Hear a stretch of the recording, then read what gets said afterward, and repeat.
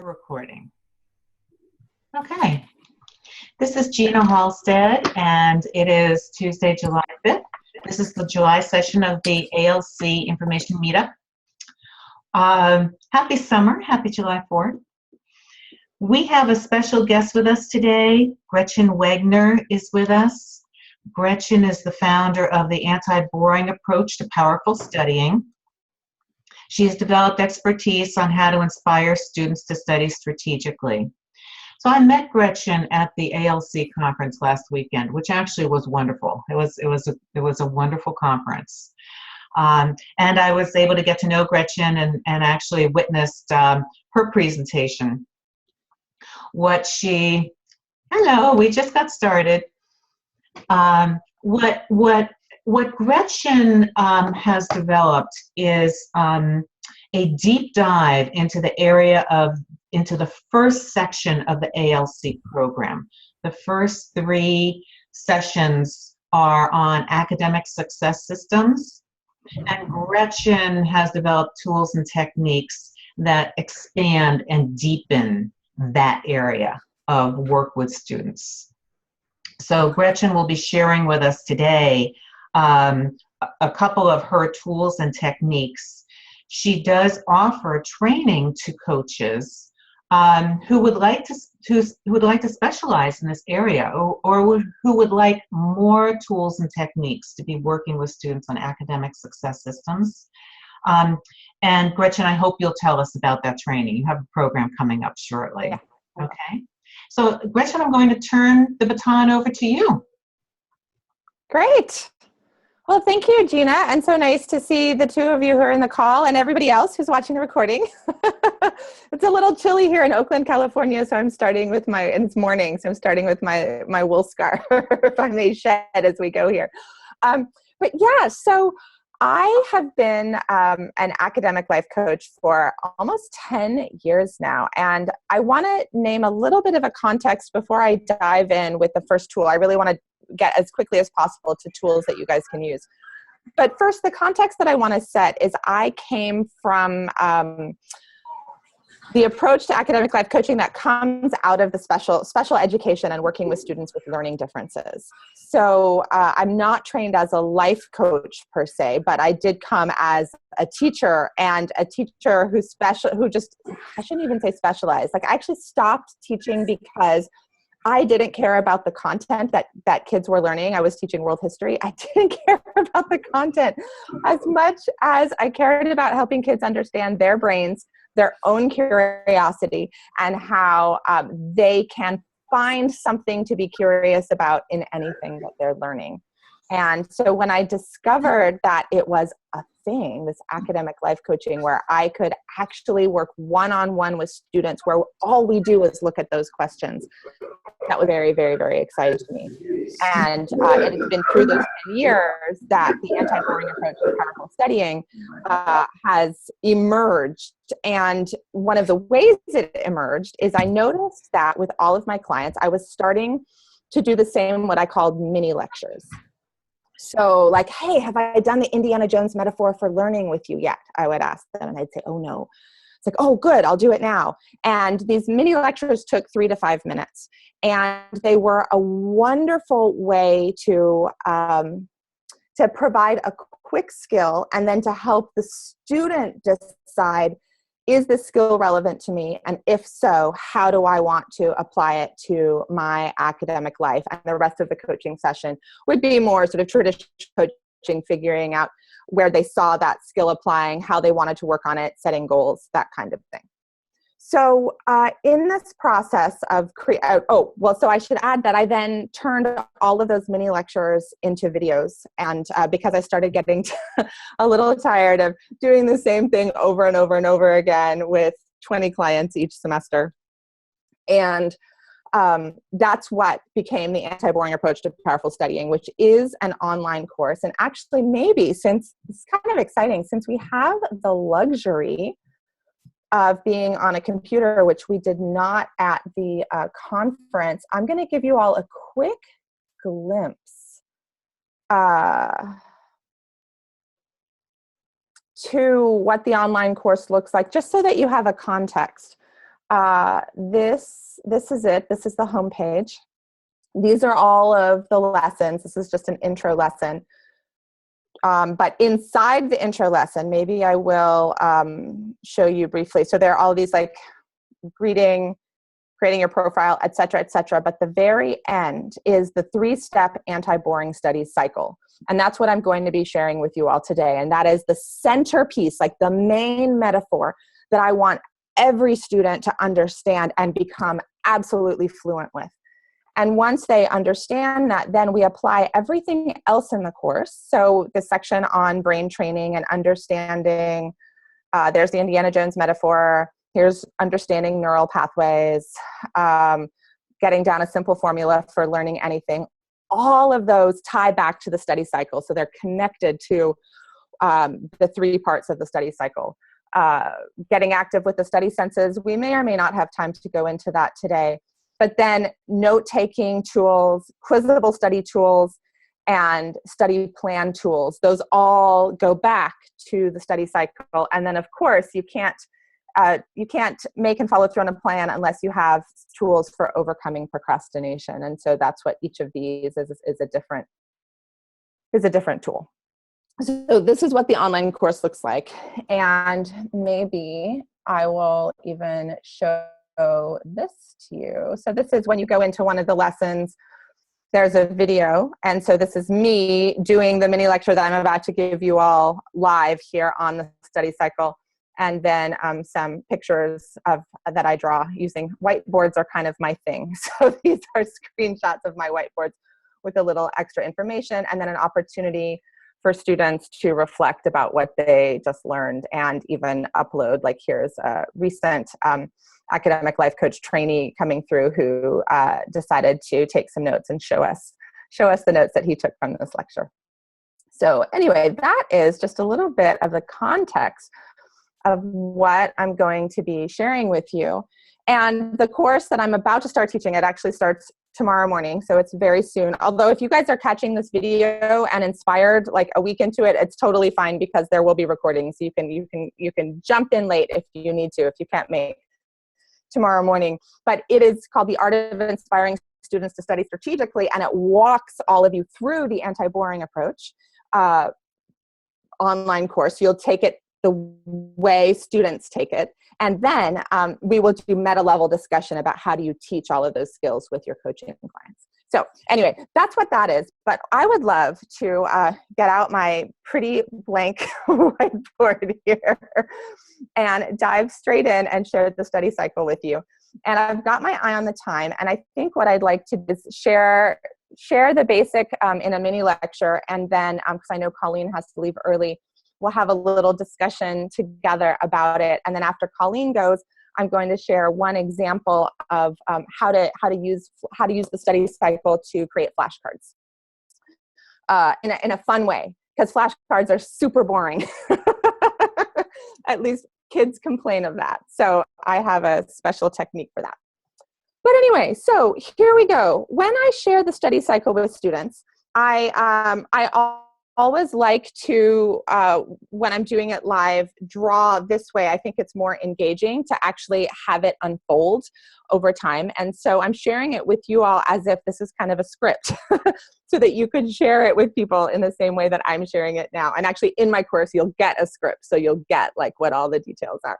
But this right here is the basket, what I call the basket of knowledge and skills. Like this is everything that we need to learn that our teachers want us to know for the test goes in this basket.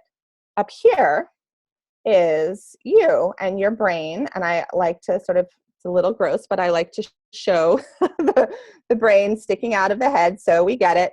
And then I like to, since Colleen's the person I'm seeing right here, do a little bit like the hairstyle of the person. Your hair's not that messy though right now, Colleen. And so this is the context. We want to get all of the information or skills from this basket into our brain, and that's our goal as students. And brain scientists, in research that they have done about how the brain works, they say that the first step in learning anything is the process of encoding. And I like to give students this, the brain terminology. So encoding is another way of saying that we are teaching ourselves, or we're putting the information into our brain. That can look like reading the textbook. It can look like watching videos. It can look like, being taught by your teacher or doing exercises in school. It can look like all kinds. It can look like doing your homework. But the most important thing to know is most students think that this is what learning is, getting it from here into here. The problem is that's only the first of at least 3 steps. And actually there are more steps, but I feel like my specialty is being able to simplify complex concepts in a way that students really get. And so I have decided that after looking at all the brain science, it's these 3 steps that I think are the most important for students to understand. So step 1 is encoding. And actually, I'm going to ask, I can't ask Gina because she knows already. So Colleen, I'm going to have to ask you, what do you think the next step is after encoding? Didn't know I was going to be quizzed.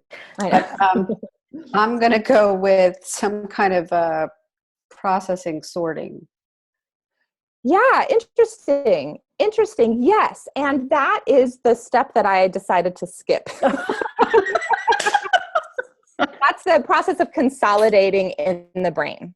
Yes, absolutely. But we'll come back to that later. So once we've consolidated it, then there's something that happens on this side of the study cycle. And you're not being quizzed as much as I'm asking you to guess, because guessing is actually a really important learning strategy. And again, I tell students this when I'm leading them through it.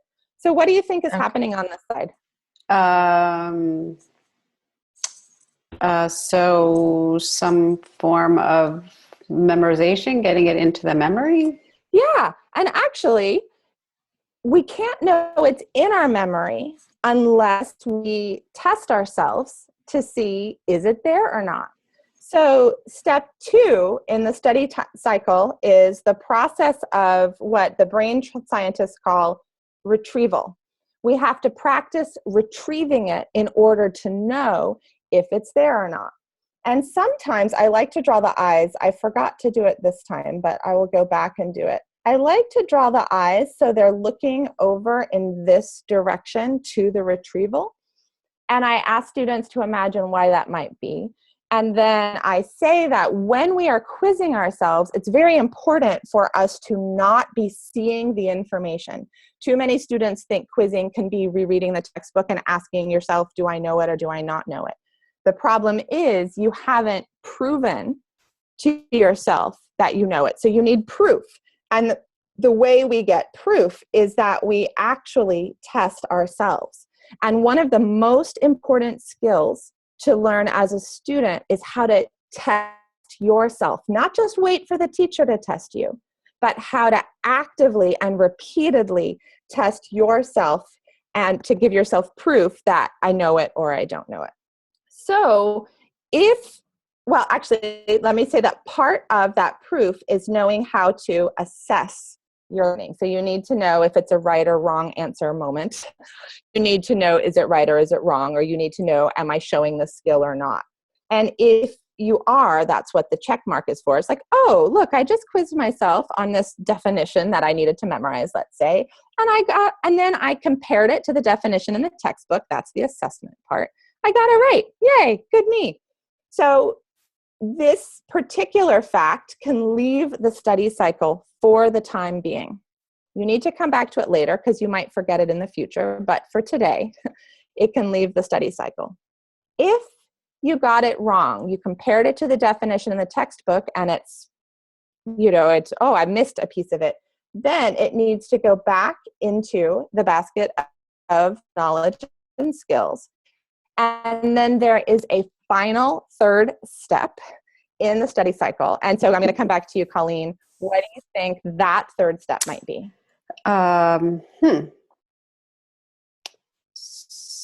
So, I mean, you have to retrieve the information again, but are you going to do it in a different way this time? Yeah, exactly. Exactly. But before we retrieve in a new way, we need to encode. In a new way. Whoops, 3. So, I mean, I could have just said it's a 2-step study cycle, but this in a new way part is so crucial that I like to have it be its own special step. And then if you do it in a new way, then you retrieve again. And you can retrieve in the same way, that the retrieve or a different way. It's the encoding part in a new way that's more important. And it's the reason that I call my approach the anti-boring. Because I tell kids, I can't make school fun for you. There's so many factors that go into fun. I can't do that. But you are in charge of your own boredom. And if a class is feeling boring, or if a study technique you've chosen is feeling boring, that's because you're not understanding how the brain works. And you are the one in charge of finding some ways to do that. So I always show up to any talks I go to. I even did it at the conference with a bunch of markers and a nice notebook for note-taking, because I know that sometimes I'm not going to be so interested in the things that I'm learning. It happened at the conference I was, but I have to plan for the fact that it might get boring, and how am I going to keep my mind alert, and having markers and drawing while I'm listening and while I'm taking notes is one way that I do that in an anti-boring way. So that's the whole goal, is to help kids understand what creates boredom, and then how to help them find the choices that they can make for having things not be boring. And also just teenagers, like you could say make it interesting, but teenagers don't think that way. Like they like to think antis. They're against things at this stage of the development, which is why I named it that. Yeah, and so our goal is to keep on encoding in a new way, and then retrieving, and then encoding in a new way and retrieving until we know we have proof that we know everything in the basket of knowledge and skills. And then the other, my thought just escaped me. Oh, right. And then we need to do this cycle over time, because just because we knew something today doesn't mean we're going to remember it in 2 or 3 days or on the tests. And especially if we're good about testing ourselves pretty frequently, then it's highly possible that we're studying many days before a test, and so need to revisit the information again. And in fact, I did have one client, his name is JP, who I taught the study cycle to, and boy, did he get it down. I mean, you can even practice the study cycle when you're doing your homework, because you can do the homework, that's the encoding process. Then you can cover up the answers and quiz yourself. That's the retrieval. You can mark the ones you didn't know. And then the way you encode it in a new way is you take those questions to your teacher the next day and be like, whoa, these were the parts that I didn't know very well. And most kids just get their homework done and call it a day, and don't understand that this testing process is actually what helps it stay in their brain. But so JP had this process down. He was testing himself when he was doing his homework. And however, he got to the test and he scored way lower than either of us expected. This was in US history, and we couldn't figure out why. And so it's like, well, let's wait and get the test. It takes sometimes teachers 2 or 3 or 4, sometimes weeks to return tests back to kids. We saw it, and JP went, oh, the ones I got wrong were the ones that when I first tested myself through the information, I got right. And so I thought I didn't need to come back to them again. And so the ones that I got wrong, or that I got right on the test, were the ones that I had been getting wrong through the process. And I love that he noticed that, because, again, the brain scientists say that sometimes it's just the testing process that helps solidify information in your brain, even if you don't accurately assess. Just the testing alone is helpful. So if when you're doing your homework and you don't have time to go through and test and assess, then just take a quick moment maybe and let's see if in 2 minutes I can rewrite a couple of facts that I learned. Like that process alone will get you somewhere. And then of course, if you do the assessment part, it will be even better.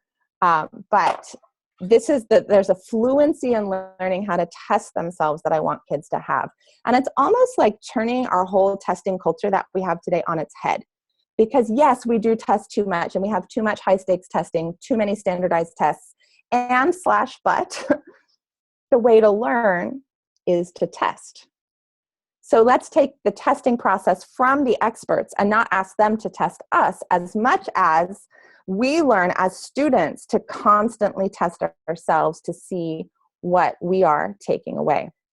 So I'm going to actually pause there, partially because when I changed spaces, I left my water right over there, and I need to run get it because nom, nom, nom, nom. But when I come back, so Colleen, then this is when you are going to get quizzed.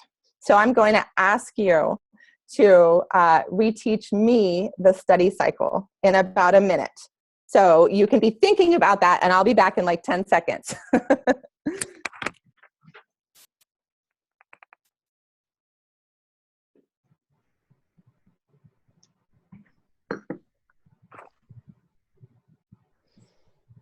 Okay, so let's try practicing this retrieval really quickly. Okay. Do you want me to draw too? If you want, you can, but you don't have to. I know not everyone, it takes practice time to draw and hold it up at the screen. If you saw it, I don't think you'd want me to. I have zero judgment about notes. Any notes or things. I don't know how much that would add to the, yeah. the process. But, all right, so I'll go through it quickly. All right, so so the beginning part is I'll use my hands. Yeah, perfect. It's a little study basket, the knowledge basket. Mm-hmm. That's knowledge. So we need to get the information from there to our brains. Perfect. Exactly. So the first way to do that is the step one in the process is encoding, which is how the first step in how we take in the information. Exactly. So that can be done different ways. It can be through in class, taking notes, the teacher, watching a video, or doing homework, however it's going to get there the first time. Then step two is retrieval. No, that's not right. Mm-hmm. Mm-hmm. Is that right? I forgot what the word was. Right. But yes, it is retrieval because that's the testing yourself. So retrieve the information that you got in there the first time. So you're going to test yourself to figure out how well it's in there. Mm-hmm. And if you get it right, then you can just put that aside for the moment. If you get it wrong, it's going to go back into the basket, and you need to figure out a different way to encode it, to try to get it into your brain again. And then keep doing the cycle over and over and repeat, and including the ones that closer to the actual test, including the ones that you got right the first time to make sure they're fresh. Good. And voila. Perfect. And so just check in with yourself. Yes, exactly. Well done. Well retrieved. Thank you, Gina. How well do you think you understand this material now after having retrieved it compared to before when you were just listening? Oh, well, you could tell when I first started to tell you about it, I had to stop a couple times to kind of remember. And now that I've gone through it, it was another way to remember it by saying out loud. I encoded it differently. Yes, so, exactly. And my heart always flutters when teenagers use the words back with me. Like, right? I'd be like, oh my goodness. Exactly. And this was the other point that the brain scientists talk about, which is the reason why testing ourselves is such a crucial skill is it requires effort to close our eyes and see what do we know when we're not looking at the information. And learning is about being able to effort in appropriate ways, not effort too much and not effort too little, but effort just right, just enough effort that our brains have to do that like searching feeling. And I like to help students understand that searching feeling is not scary, it's actually good. And so we need to learn how to tolerate that feeling more, because that's where the learning will actually happen. And so that's where, working with students around motivation, sometimes it's important to learn how to motivate ourselves through the efforting process. But sometimes just having a really clear model for what's actually happening and being explained to why it's a little hard, but we get to tolerate that hardness, can actually, sometimes I see kids, that's all the motivation they need to transform their studying. So in the anti-boring approach to powerful studying, the way it's set up is that this idea of encoding in a new way, that's so important, because kids then say like, ooh, I don't, what does that mean though? How do I do it in a new way? All I know is to read the textbook again. So I have a model called the study senses, where we work on, where it gives them like four ingredients to encoding in a new way, and then you can combine those ingredients in all kinds of fun ways. So that's in the course that I'm about to start teaching. Then there also are note-taking techniques, because note-taking is a wonderful way to encode in new ways, and there are lots of interesting ways to take notes that students don't use. I'm not a full believer in learning styles, I have to say, because I think they're interesting to do, but really every student needs to learn in as many different styles as possible. So I don't like to give them the excuse that I'm not that kind of learner, so I'm not going to use it. So in note-taking, a lot of kids resist note-taking, and it's like, well, you just haven't found the right way for you yet. And so we look at that in the course to find what are all of the options. And then on this side, the retrieval side, I have about 7 or more what I call quizzable study tools to help students learn how to retrieve in ways that are interesting and also relevant to the content that they're learning. And so we do that here. And then the part where the spaced retrieval part, that's the fancy word for coming back to it. Coming back to it in a few days, like right when you're about to forget is when you should re-expose yourself to the information. And in my anti-boring approach, that's when we look at how do you create study plans based on spaced retrieval, and how do you then put tools in place so that you actually remember to study at the times that you said you would and you don't procrastinate. So that's what's happening inside my online course. But and I wanted to say hi to Jet Voir. Hi, Nathan. Hi, good to see you. Oh, Nathan, it's Nathan. I'm recognizing you now. Nathan's been through this class. My teacher, yes. Yeah. Yes. Yes, Yes, and I have an email to get reply yes. to you, which I will do later on today. That's it. Yes. Good to see you. Yes, good to see you. So what I wanted to do for the second part of this call is actually to share one of my favorite quizzable study tools with you all. And it's a way of using flashcards in an anti-boring way. Because flashcards are a great quizzable study tool. They're very bright yellow. My goodness, there they are. Now you can see them closer. They are great, but they can bore the brain, because it's like, okay, look at a word, quiz myself, move on to the next. Look at a word, quiz myself, and do that every day. And so, and this actually comes back to something Colleen said earlier about sorting information. And so this is a way of using flashcards that help us sort information. So I think what we'll do, it's a little hard to show, but I'm going to actually walk you all through quizzing. These are some SAT words that I turned into flashcards. And I'm going to be making piles down here. So I'll tell you where the piles are. It'll be hard for you to see them. I wish I could just hang them in the air, but I can't. So we've got this first word, and actually maybe, so we've got this first word, diffuse. So everyone, let's just take a moment. This is a word that I do not use in my regular life. So what does diffuse mean? So we take a moment, we're practicing the study cycle. So before we look at the answer, we're like, tell ourselves what we think it means. And then we assess. So we look on the other side, and according to this flashcard deck that I looked at, it is to spread out, not concise, wordy.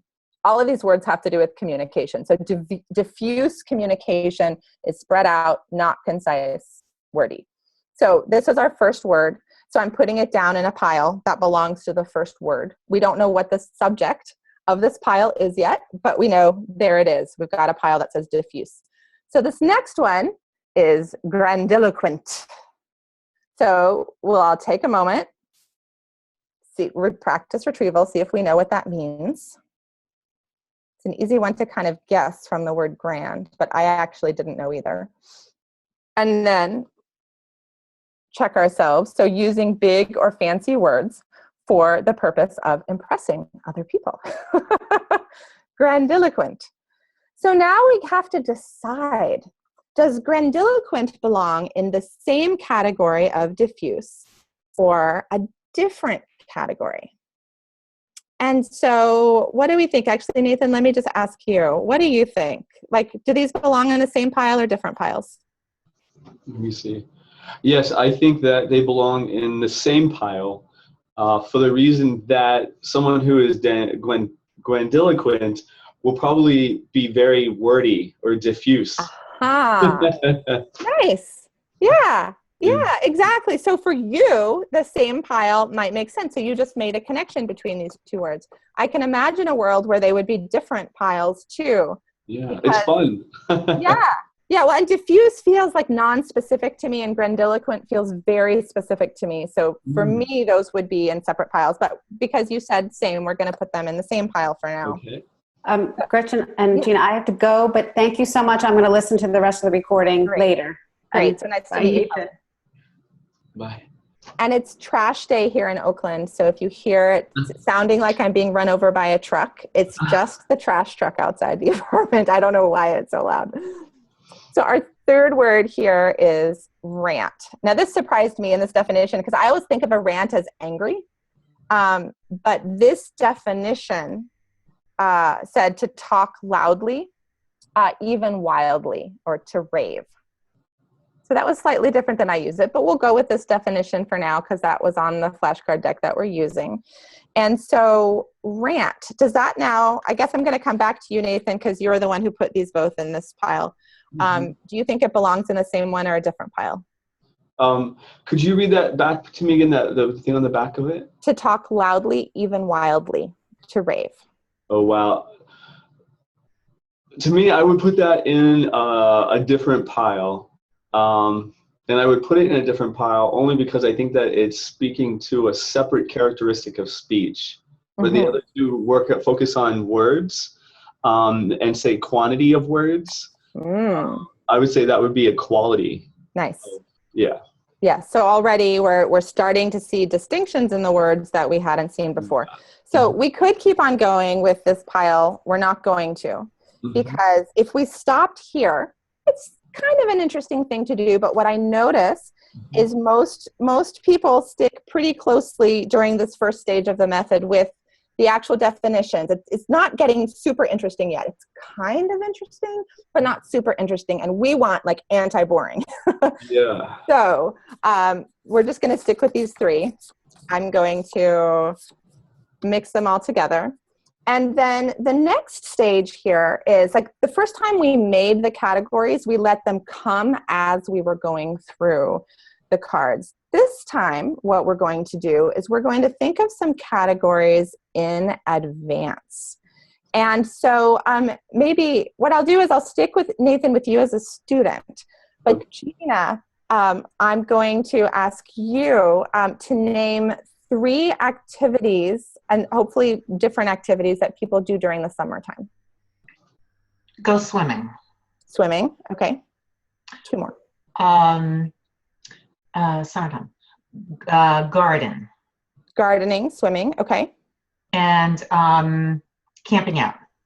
Gardening, swimming, camping. Perfect. Okay, so we're going to go through our list again. And because we're practicing the study cycle together, the very first thing is we practice retrieval. Oh, and I forgot to say this to you all earlier, but when we're studying, we like to, like it makes sense to, because this is step number 1, to start here when we're learning something. But when we're studying, it makes sense to start here to see what we know, to find out what we need to encode in a new way. And just hearing that piece alone can be transformative for students because they often start here. So they can save a lot of time learning how to start here. So we're going to retrieve our word grandiloquent. So do you remember what the definition for that was, Nathan? Yes, that is using a lot of very grand sounding words. Yes. To express themselves. Yes. Good. So, yes. So is this word more like swimming, camping, or gardening? I would say it would be more like gardening because, yeah. Just because I think that the variety of things that come up in the garden, and oftentimes people love to plant flowers, which are very showy. Beautiful. Yeah. Oh, I love that image. And suddenly we have a very different visual image of this word. Yes. Because we associated it with something totally random that has nothing to do with this. Mm-hmm. So how interesting. So this is going to go in my pile down here for gardening. But now we have diffuse. Uh-huh. Do you remember what that means? Yes. That just means being very wordy and in expressing ideas. Yes.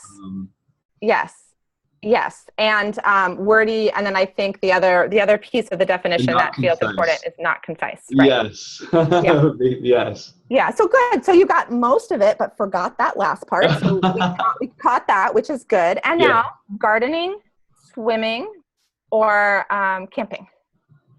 Gosh, I would say swimming, just because the massive amount of water that's required to be able to immerse oneself just means a lot of volume. And I think of diffuse. Yeah. Yes, exactly. That's exactly where my brain went to, was swimming when Gina, was it the same for you? Yeah. And I'm aware that I'm forgetting your name, but we have another participant on the call, but I'm assuming that it's just easier for you to not participate without the video. So but if you want to participate, please feel free to dive in. So then quickly, lastly, rant. Uh-huh. We're going to dispense with the definition just for ease's sake right now, like to talk loudly, even wildly. So is this camping, swimming, or gardening? Oh, wow. I mean, my mind naturally wants to throw it into the category of I would say rant would be swimming again, because I imagine someone almost like drowning, kind of falling in the deep end and flailing about trying to save themselves. Nice. And where I went with it was camping, because I imagined like having to yell at someone over a canyon. So that's not quite a rant, but that's what I imagined. Okay. So you can see already that it's just slightly more interesting. Yeah. To come and we get a different sense of the words. Like they take on different dimensions when we do these random categories. And I don't know about you all, but there's a part of me that actually wants to go through the rest of these right now. To be like, ooh, what category would that go into? And that's the place in our brain that we're looking for. As I said earlier, we can't always make school fun, but if we can find those little moments where you're like, ooh, I kind of want to do one more flashcard to discover what category, then that's kind of fun. And I also recommend that students take their flashcards and walk around the house and ask mom or dad or Skype their friends and say, hey, name 3 categories of blah, blah, blah. And have the person name them, and then to have a discussion around, like to talk it out with the person. Like, does rant more of a Honey Nut Cheerios cereal? Or is it more of a Fruit Loops cereal? Probably Fruit Loops. I don't know. So the more different kinds of categories you get, the more different dimensions of words you use, and you're creating these layers of neural pathways in your brain so that you can find the information as quickly as possible when you get to the test. Question? I have something I thought would be interesting to share. Learning, I did some additional studying too, and I learned that because of the way we're wired to be pain averse, we're kind of naturally hypersensitive to anticipated pain or suffering. And so it really gets a spike going in our awareness. And if we were to tie things that we want to associate with something that feels or sounds or looks painful, that our brains are much more likely to encode that more successfully and more deeply. So, and the examples they use were examples I would never want to use because they're so horrible. But, I was like, really? You would teach people to envision such horrible sights? But I kind of liken it more to like Looney Tunes type of violence, where if we would tie the word grandiloquent to flowers and just imagine personifying flowers as like just all of a sudden burning up, right? That fire strikes a chord in us because we have that kind of primal fear And, Yeah. and that even drives the memory, imprint even more deeply. Mhm. Well, so that makes me think, and we're going morbid now, but I can imagine teenagers being super into this. Like you go Yes. to a family member, friend and say, name 3 ways to die. Yes. And then do all of your flashcards based on that. I mean, super morbid, wouldn't work for everyone. Don't want to trigger people. But if you know that's going to work for you, Yeah. or I've even said, to my older students, I wouldn't do this with younger students at all. But I've even said like, I didn't know the piece that you just shared, but I have said like some basic like bodily functions. Like what if your categories were like poop, sex, and eating? Yeah. And now let's go through all our words. And so JP, who I mentioned before, he's like 18 or 19. And he was like, oh my God, it is so much fun to study with friends now. Because so I can't even tell you, Gretchen, some of the connections that we make with these words. Yeah. Based on those categories. I mean, 2 teenage boys letting themselves go off. But he knows the words now. And that's what's the more important piece, is that he's feeling confident and ready to go take the test, and his grades are going up, which they are. So that's the good news. Cool. Yeah, I have one more, it's a small thing to share, but I want to pause to find out if there are any additional questions or comments or observations from any of you. I really like how you associate learning. I mean, sometimes in this day and age, everyone thinks that to learn something, it has to be, entertaining. But I think it's important to point out that this takes work.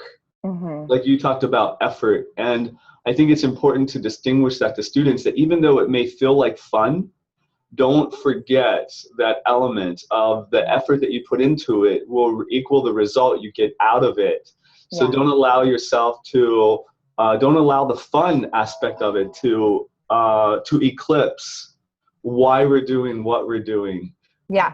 So that people don't get carried away with that, even though it itself just makes it much more effortless in the long run. So.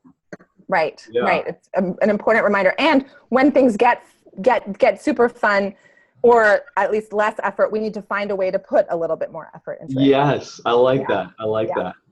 Yeah, Ms. O. Hey, hi, how are you? Good. I have been on mute and had my camera off because 1, there's someone moving around behind me, and 2, I'm trying to save my laptop battery. Yes. I figured you were taking care of yourself as you needed to. So I just wanted to jump in and first of all, just say this has been a phenomenal training. So thank you very much. Mm-hmm. And I wanted to find out, I specialize when I tutor, because I tutor as well. I specialize in admissions testing. So I work with ACT, SAT, SSAT, blah, blah, blah, middle and high school. So I was wondering, does the same function, automatically going to vocabulary, I get it, but can you use the same type of categories for formulas with regard to math? I love you asking. I don't know that I've tried, but yeah, like why not? I mean, what I have tried with math formulas, just in terms of memorizing the formula, is finding, kind of like we find acronyms for words, but like what's a formula? Like give me a math formula that your kids would be learning. Oh gosh, well, this one already has a word, but I'm going to give you anyway. Distance equals rate times time. Oh, right. Distance equals rate times time. Yeah, well, let's just even think about the categories that we just created: camping, swimming, and gardening. Like, would you put this in one of those categories specifically? I would say gardening. Mm-hmm. And why is that? Well, because I'm cheating. I already know the acronym. There's an acronym that we use, which is DIRT. Yeah. Because it's, instead of saying equals, we say is. So distance is rate times time. So it's dirt and gardening. So that's an awesome connection. Yes. So for that alone, that would be. And let's do 3. Let's say Superman, Batman, and Wonder Woman. I'm going to say Superman, because Superman can fly, so he can cover a greater distance than Batman or Wonder Woman, even though I'm a Wonder Woman fan. Right, and faster. So like, right, like there he is. Yeah, exactly. So I totally think that could work, and I think it would be fun to almost see like, can we find some categories that don't work? Right. Like, let's push ourselves to be like, what random categories don't work here? Okay. And we might not find any. Yeah. I'm so glad that that feels helpful in terms of the standardized test tutoring. And I would, if you don't already teach some kind of like share the study cycle with them, I would strongly recommend doing that at the beginning of a tutoring relationship related to standardized testing, because it just helps them understand, like, oh, I got to do another practice test. Like, this is why I have to do exactly practice test. And then just last question. I didn't notice if in the email you already shared the information, but will you be sharing the information on your course before we're finished? Yes, that was the last thing I'm going to go into. Awesome. So perhaps I will do that right now. And then if there are any additional questions, we will. I'm going to go back to muting and bye. Thank you. Perfect. So let me share my screen again. I just love that we have that function. And this time, hold on. So in the course that I'm teaching that starts tomorrow, and I'll show you guys the dates, and this is a course that Nathan took already, so Nathan wants to talk at the end of this, a surprise testimonial. Yes. No pressure. You don't have to. But so one of the pieces that we will do in the course is assign you to work through the anti-boring approach as I assign my clients to do, so that you have the experience that students have of working through all of this information. So there's all of that in front of you. There's the overcome procrastination one. But then now I'm going to give you a screen share of the actual course that we will be doing together. This will be your home base. And basically, so we'll work on the study cycle together and actually practice that in a little bit more depth, because that I want everyone to, like, teachers to be or coaches to be as fluent as students. And then we will do some meta level discussion. You may notice that each of these sections here corresponds to the sections in the anti-boring approach. So that's what we'll be doing, some meta level discussion about how I integrate these with my clients. And then there are additional resources that I will be providing, like, for example, the scripts of, like, there are, like, I think it's 4 now, like 4 main conversations that I like to have with students. The study cycle is one of them, and give you like bulleted scripts for how to do them yourself. And you'll basically end up with all of the tools, practice at most of the tools, I would say, that we're asking students to use, so that you have them in your body.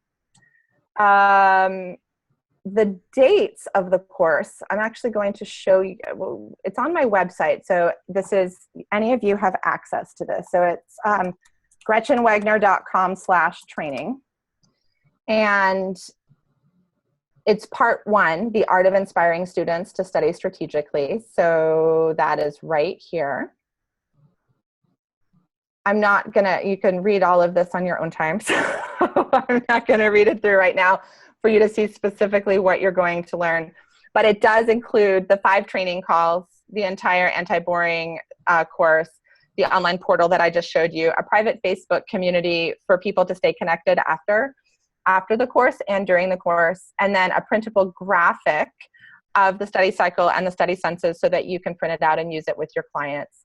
And then some bonus resources that include video excerpts of me actually working with teens. I don't know, Nathan, yet, because I think I just got those ready. I don't know if I've posted those for you guys yet. Okay. But those will be coming if I haven't already. And then the training dates are sort of a little bit of an odd schedule, but July 6th, so that's tomorrow. And then Monday and Wednesday of next week, so that's July 11th and 13th at 9 in the morning Pacific. And they go for an hour and 15 minutes. And then we take a 3-week break, partially because I already had that on the calendar for my summer vacation, but also to give you a chance to work through the rest of the anti-boring approach on your own, so that when you come back to the training calls in August, hopefully you'll have a lot of experience with it. And so we can go more deeply into our training calls there as we wrap up the tools that we're going to be using. There will also be a bonus call on August 16th from 9 to 10:15 a.m. that Pacific, again, that will be specifically for people who are, the course can work for anyone, even teachers who don't want to have their own businesses. But if you're interested in figuring out more about how to incorporate these into the business model, that's what the training call will be about. And then I'm planning on doing this course twice a year. So the next one will be in about February of 2017. And the times, like in February, it'll be at 5 p.m. Pacific. And then in the summertime, it'll be at 9 a.m. Pacific. So those are all of the details. In the email that Gina sent out, I think it had the registration link. Right, I believe it did. But I'll make sure that Gina has it again for to send with the recording. And I offered a 20% discount for the folks who attended the conference, and I'll just be extending that to you all since you all are ALC trained as well. So Gretchen, I did send all the information out in the announcement of today's session, but when I sent out the recording to the people who are on the AIM distribution list and on the Facebook site, I will include your offer and all of the sign-up information. Great. Thank you, Gina. So I really so appreciate, as it's been actually one of my joys teaching at the last round, and Nathan's an example of this, is teaching this material to folks who've already gone through John's program, because John attracts such wonderful people. And then to be able to provide you with some of these skills that I know take the work even deeper has just been really wonderful for me. And so Nathan, I guess maybe one question I have for you is, how did you end up integrating a lot of the tools that you got from our work together? I would say that one of the things that it's helped me to do, I found going through the course, I think it helps sensitize me, because being on the side of the educator or the administrator working with students, sometimes we forget the emotions that come along with being a student, the hesitation, the lack of maybe belief in ourselves, the resistance to trying something new. And I found that by going through your course, it reacquainted me with many of those feelings, because you were asking me to adopt new ways of seeing and doing things. But what I welcomed about you was that you made it, you worked the energy of the room, and you got us working and going. And by your excitement, I wanted to know, wow, what's she so excited about? So it really helped me to really take a few moments before my sessions begin and really do a check-in with myself to make sure that I'm in the right mindset, that I'm not just kind of mindlessly working through student problems, that I really kind of set that intention and I embody the energy, I embody the mindset that I want my students to take on. And through the semester, I've actually used your style, the study cycle a couple of times with students that I was running into a lot of problems, and they were feeling pretty defeated. And what I found is that if we could just have them step aside, kind of recognize those feelings, and then allow them to feel them without trying to resist that, put that to the side, and let's go ahead and focus on what we can change. And so I talk about the difference between having eyes in front and eyes in back. And metaphorical eyes in the back can only see what has happened and is really not able to change. Sometimes then I ask them to bring their eyes around to the front and imagine the possibility, create a goal, and then let's try these new tools that can help you try to reach that goal. And creating that space for possibility and change, I found really put my students into that space where they could be open to learning the study cycle. Nice. And I loved it. And one of the things that I learned that I wanted to share with you too was even the words, the study cycle, these words that you're using, the concepts you're introducing, asking students, what does that sound like? What do you think before I teach them? And what does that kind of bring to mind? And I really start just getting those creative and those energies going by challenging them on such a simple level as, there's no right answer, just go ahead, let it out. And when when I help create that space and they begin, the energy just changes in the room. Yeah. And they kept coming back, and I was able to help students recognize what they're good at and how to channel that into a major that might be a better choice for them than the one they were struggling with. So many great conversations that opened up. That's great. So, because you get to see, like you said, the different senses. One moment, please. The different senses that you use and how they apply to different majors and how different majors are taught different classes. So yeah, and the senses Nathan is talking about are the study senses that I'll be sharing in the course. Yeah, so it's been a great tool. I definitely got much more than my money's worth. Oh, well, thank you. And I will get back to your email pretty much as soon as we're done with this call. So. Thank you. Yeah, and you reminded me, and I mean, it sounded like someone's at the door, so if you need to go, that's fine. But I wanted to say that after I taught at the ALC conference, someone came up to me with this question. I'd like to end with this, if that's okay. Because she said, usually I ask students, because it's, what I've been trained to do in our life coaching process, like, what works for you? And then we make a list of what works for them, and then that's what they do. And I said, yeah, that's a great starting place. And the way that I would then build on it, because she was concerned of how do I teach skills, because that's coming from outside the kid. And so usually what I'll do is I'll ask them that question first and say, God, this is really great. Could I spend 5 minutes giving you like a little brain lesson? Yeah. And then they say yes. And then I give them the brain lesson. And I say, how would you, based on the brain lesson, analyze your studies skills that you use already that work for you? And they do that. And then, especially if we add the study senses to it, it's like, and which senses are you missing? Oh, how interesting. You've got these great things that work for you, and they only use 2 of the 4 study senses. Awesome. How can we build on that so that you use even more of the study senses? And so that way we're both starting and honoring where the student is, adding a skill, and then asking them to figure out how to integrate the skill into their own world in a way that works for them. And that's one reason why I think these 2 methods just work so beautifully with each other. Well, it's right. It's 10 a.m. my time. We're on the dot. I would love to see some people joining us if you can this time around. And if you can't, you might want to pop me an email anyway if you're curious. And I would love to be in more conversation. And my email is gretchen@gretchenwegner.com. And Gretchen, thank you very much. Yeah, I already went through your session at the conference and picked up even more today. So you can imagine what the class would be like. It sounds fabulous. Thank you for joining us. Yes. And please keep in touch with us as a community. And I hope that people will be in touch with you as well to be able to expand that portion of the work that we do. So thank you. Thank you so much. Super fun. And yes, Ms. O, you have a comment.